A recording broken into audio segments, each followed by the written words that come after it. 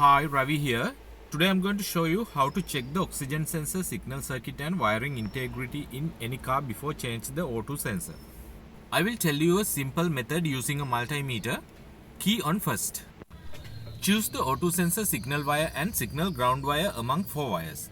Somebody has messed up wiring harness in this car, so it was easy for me to find signal wires here. Then I hooked up 2 alligator clips on those signal wires and take the multimeter and hooked up red lead into the signal wire and black lead into the signal ground wire of the other ends of those 2 alligator clips.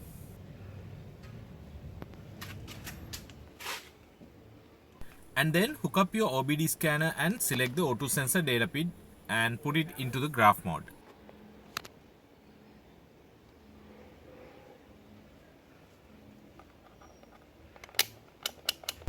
Then turn your multimeter into digital output signal here.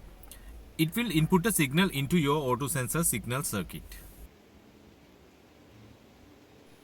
Then you must see the signal on your scanner like this. This signal reveals that your O2 sensor signal circuit and wiring are completely okay.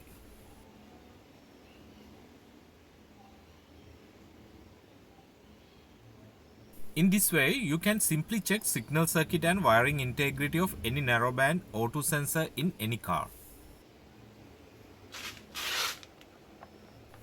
Anyway, you can find a video in our playlist that we perform how to check the O2 sensor heater circuit. See the link in the description. Then you can change the oxygen sensor confidently if need.